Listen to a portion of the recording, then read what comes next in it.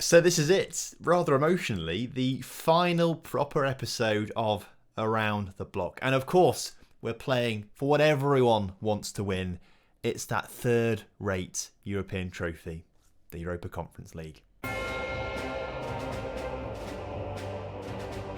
Hello and welcome back to Around the Block. Hope you're all doing well and sadly looking forward to this final episode. It's a big one because it's a cup final. We're excited about it, but of course there is a bit of bittersweetness in here because of course we are moving on to a different save next week after this one is finishing. Now of course this episode is being presented as a premiere, which is essentially like a live stream but not live because this is pre-recorded. What it does mean is we can watch it all at the same time and have a nice little chat bar going down the side and we can all just say, oh, I'm not crying, you are, because it's the end of a journey. Oh, emotional. But because we're all gathered here watching it together, immediately after this, what we're going to be doing is going live on Twitch, over on my Twitch channel, and we're going to be exploring this save, looking through everything that's happened. We're going to go through our career, all the different player careers, like Shitty Gel, for example, and Lenny Gel. You know, he's been around quite a bit, quite a prevalent character. All the highs and the lows and things like that. We'll go through it, and of course, you guys can ask to see anything you want to on this live stream. Of course, if you're watching this later on, don't worry, I would have put a highlights package of that stream on YouTube coming out tomorrow on Friday, and that will be the proper last episode, I suppose, as we go through everything. But yeah, we're going to go straight up to the live stream. You can even ask why we're ending. We can ask if you want to why we're ending Around the Block. I'm happy to answer that because it's not really that complicated of an answer. I put a tweet out about it the other night. So if you don't follow me on Twitter, follow me on Twitter. Links down below at TomFM_YT. That Spanish kid has still got at TomFM. I'm trying to get it off this Spanish kid, but he's not replying to me, so I can't. But either way, that is the plan. So hopefully you can join me over on Twitch as soon as this has finished and we can go through everything. In the meantime, it's the Europa Conference League Final and we need to find out how we got to the Europa Conference League Final. So let's filter out all the results and we just want Euro Cup 2, the Europa Conference League. And this is how we got there. Obviously, we joined Slavia Prague at the start of the season. They were already in the Europa Conference League, straight into the group stage. In fact, is that a lie? We did. I forgot about this. We had to play Vojvodina in the Europa League, and because we brought so many players in and it didn't quite settle right off the bat, we actually lost to Europa League opponents Vojvodina. They went through to the group stages and we got knocked down into the Europa Conference League. How did Vojvodina do actually in the Europa Conference League this past season? By looks of things, they got knocked out in the group stage by coming fourth because there weren't any European games after the group stage. So actually, we should have gone to that group. That would have been a lot better for us. Interestingly though, today's opponents, the finalists Zenit, did play against Vojvodina. So obviously Zenit came third in the group and they got knocked down to the Europa Conference League and now we play them in the final. Wow, what a storyline. Convergence there of different things. It's explosion in the mind. Either way, going back to our route to the final, we got drawn in a group with Alishka, Sarajevo and Final. We thought Final would beat us. They didn't. We beat them 2-0 twice. And actually, across the entire group stage, we only conceded 2 goals, both of them to Sarajevo. So maybe Sarajevo were the more difficult team in the group. But either way, a clean sweep of victories, which gave us loads of momentum and confidence into the later stages. The second knockout round, obviously we missed the first knockout round because we won our group. So into the second knockout round, we played a team from Bulgaria called Botev Plovdiv, which is one of the best team names I've ever heard of in my life. Juan Santos made a name for himself in that game by scoring a hat-trick, which is absolutely fantastic. And of course, he's gone to do fantastic things for us in the rest of the season. But a 5-1 win on aggregate there was fantastic. We then came up against Leicester and thought, well, that's the end of the road for us, particularly after we drew 0-0 at home. We thought they'd batter us away from home, but no, we battered them 4-1. A great result, sending us through to the semi-finals against Schalke, an even more difficult team than Leicester, just based on the fact that Schalke are actually in the game database, like they loaded up the leagues you all played. Obviously, Leicester in the Premier League, they're not in the Eastern Bloc of, or the former Eastern Bloc of Europe, so we didn't load in the Premier League, but we did load in the Bundesliga, which is why Schalke are particularly good.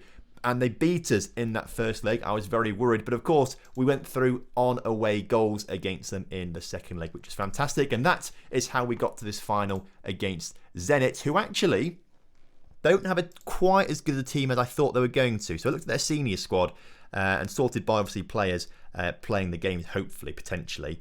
None of them look amazing in terms of star ability. We've got a lot of, I mean, it's better than us, but we've also got, players of 4, 3.5 star, 3 stars. So they're a very similar rated side, I reckon. And it might not be quite as difficult as I was making out that it might be. But I guess there's only one way to find out if it is going to be as difficult or not as difficult as I thought it was going to be. We are going to be cautious and start off with this more defensive formation and try and play down the wings a little bit. LBS has been superb all season, starts in goal for us with Gomez, Valek and Vankara, who's taken injections to help him through his injury that he sustained last episode. So hopefully he'll be able to get through this one with his injections. Fingers crossed. The attacking midfield, of course, Jimenez and Dagnoko on the wings as they have been superb all season, with Morelos holding in there as that anchorman. That leaves Larea and Lenigel to be that more creative and push further forward in that centre midfield partnership, linking up the play a little bit with Diamande, who's been crap all season for us. It's just a shame that we've got no other strikers better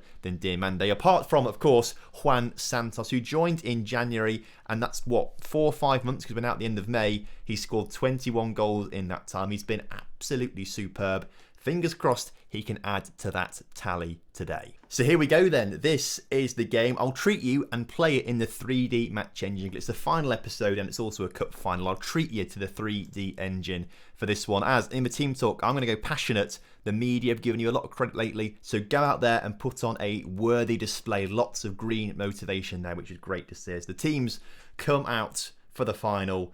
Stick to the national anthem or something like that. They've lined up nicely, probably a national anthem or something like that. And kickoff is upon us now.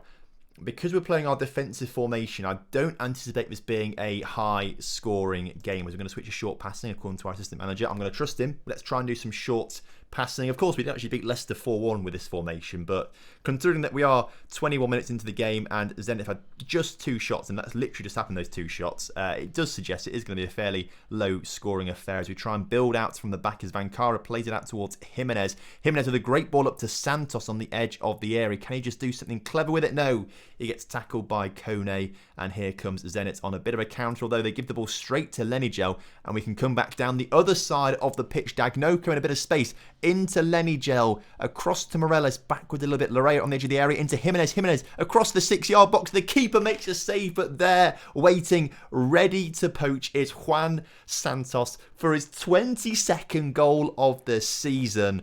What a move. It's poor play from their keeper there. The one thing you shouldn't do is just throw it to our player, basically, and it's exactly what he's done. Just try and tip it the other way. He just put it on a plate for Santos there, who, if he'd missed that, I probably would have crucified him. But he scored it. We're 1-0 up. You love to see it. Now we've got a free kick. Lenigel swoops one into the middle, and that's another goal. Another goal for us. I thought that had gone off for a goal kick. It seemed to have gone behind the line. Watch it again on the replay, but Pedro Gomez coming up big. So Lenigel swoops that into the middle, and it's again, I think the keeper's made some sort of error there and sort of pushed it into the path of Gomez weirdly. I'm not complaining though. We've got that. It's another goal for us. We're 2-0 up now as our talisman, our main striker, is now injured. Potential foot injury. Well, Juan Santos has got to come off the pitch, and in that case, Zazula has got to come on instead. Can these two swap over? Do they want to do anything else? Nah, let's leave it as it is. Zazula, I mean, hopefully this 2-goal lead is going to be enough for us now, but quite frankly, if we lose Juan Santos, I struggle to see where the goals come from. Start of the second half though, we are looking the more comfortable of the two teams. Plenty of yellow cards in that Zenit side as well. 5 yellow cards, so they've all got to be treading on eggshells. So really we should be like, in fact, if we want to score another goal or so, maybe let's run at the defence. You know, they've got to bring us down basically then to tackle. So let's run at the defence, confirm those changes. There's more of a chance that we might pick up a free kick and more of a chance they might get a man sent off if we're running at them and they trip someone up and on a yellow card. It's not great for them as they've lost possession in the attack, and Zazula, who's not played a game for months, is now in a cup final and is finding himself through on goal as Diamande again has let us down so many times this season, and once again lets us down 3-0. We would be unassailable in our lead. We're going to go, in fact, stay on balance, Tom. Let's not worry about anything too much right now. Let's just say get creative. Another goal that seals the game for us. Surely that will be enough for us right now as the clock is ticking down. I refuse to make any more substitutions. I don't think we need to. The clock is ticking down. What a tournament we have had. And there we go. Not only this season have we won the Czech First Division, we've now gone and won the big one, Europe's 3rd tier football competition, the Europa Conference League. It was written in the stars.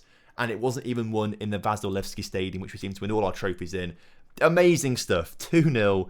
what a result. I'm happy with that one. Passionately to the boys then, I'm very happy with the result and the way you played. Congratulations, and what a way to finish off the series as well. What a way to finish off, quite frankly, an incredible series. £2 million to winning that. That's mental. You only get £2 million for the Conference League, but Champions League you get what? 10 times that at least, something like that.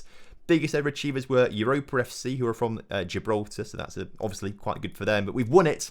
Oh, amazing stuff there. Zenit obviously runners-up, and Club Brugge biggest underachievers. So that's it. So round the block done. My profile as a manager. Look at all the things we've won. It's sort of behind my head a little bit, but I mean, we'll go through all this on a live stream, and obviously we'll go through this on a video as well. But we've won something at every single club we've been at, which is actually really, really incredible when you think about it, especially when we only had a season at CSKA Moscow before you got sacked, and we still won something and got sacked. Absolutely mental. In terms of languages, how many languages do I speak? English, Russian, Slovak, Croatian, Bosnian, Montenegrin, Serbian, German, Czech, and only good Hungarian. But 10 languages I apparently speak, which is absolutely mental. Oh, ridiculous stuff. I'm actually really good as a profile as well. I've got a fickle personality as well. That's not great. I'd like to have like model professional or something like that. But fickle, I'll take it, I guess. But obviously this sort of stuff we'll go through in the live stream in just a moment's time. Obviously there'll be links down in the description. There'll be links on the side as well in the chat. I'll be posting that, spamming that a few times probably as well. So an easy way to get across to that live stream. It'll be good fun once we get over there. But I suppose for one final time in Around the Block, thank you ever so much for watching today's episode. We'll be back on Monday with a brand new series with Leeds United, which will be great fun. So make sure you join me for that one. But in the meantime, drop a like on the video if you enjoyed it. Subscribe to the channel if you're new around here. And I'll see you next time. Have a good one. Goodbye.